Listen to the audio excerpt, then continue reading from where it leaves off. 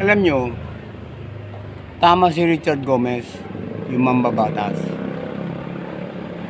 Yung sinasabi niya, nakaranasan niya doon sa war on drug, naranasan din namin ng buong Pilipinas. Hindi lang sa kanya, maging sa amin, naranasan. Grabe talaga. Nung wala pa si Duterte, yung drug na yan, talagang kinatakutan. Andyan na yung talamang na holdapan, rape, massacre. Halos lahat-lahat na ng krimen ginawa. Kayo, mambabatas, nasa human right, yung iba, nagsalita ba kayo? Meron ba kayong sinabi? Wala. Tahimik lang kayo. Pero ngayon, binubuksan nyo yung war on drug. Sabi nyo, pangit. Bakit? Naubos na yung mga kriminal.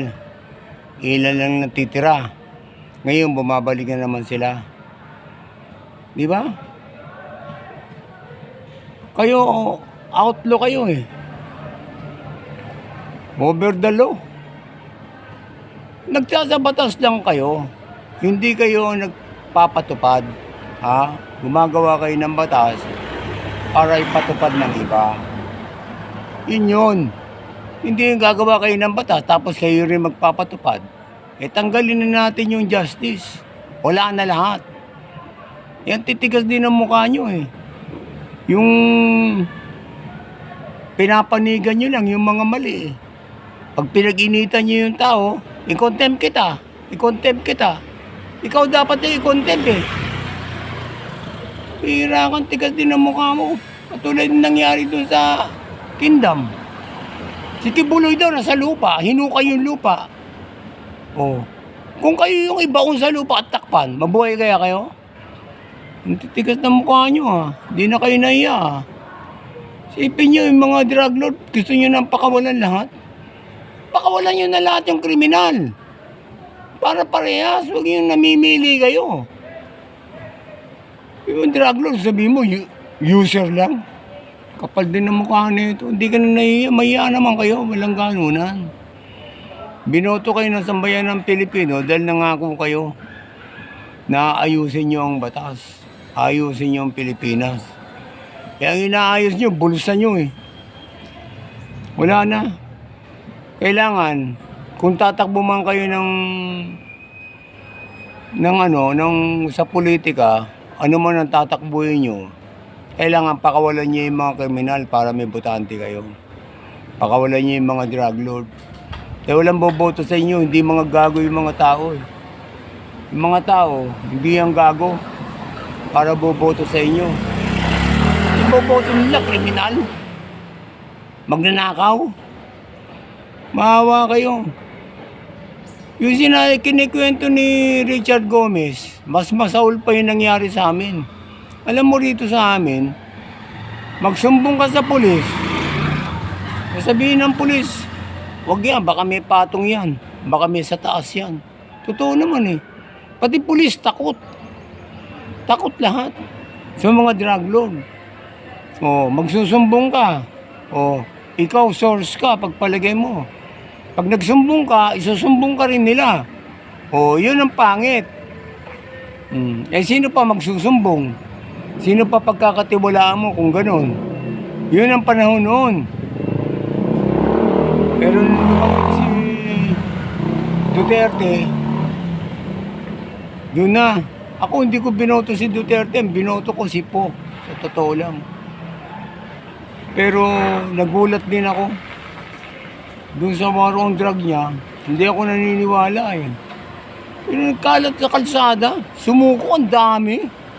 Ibang kausap namin eh, adik pala, hindi namin alam, mga ano pala yun. Ang dami sumuko. Napakarami sumuko nung panahon ni Duterte. Yung iba, yung mga hindi sumusuko, talagang malalaki yung hawak kasi mga karamihan sumuko user. May poser din. na para napipilitan lang, pero meron talagang matinding poser na maraming karga sa katawan. Marami silang dalang bato. Kaya hindi sumusuko, pinagkakakitaan talaga nila. Mga hawak ng pulis yan eh. Kaya yung iba mga pulis, yung mga hindi sumuko, sasabihin lang, magbago na kayo. Nagpatuloy pa rin. Yung mga pulis na yun, natatakot din. Baka mahuli ng iba, ituro pa sila, tumba na nila. Kaya ganun yan. Dumadaming namamatay.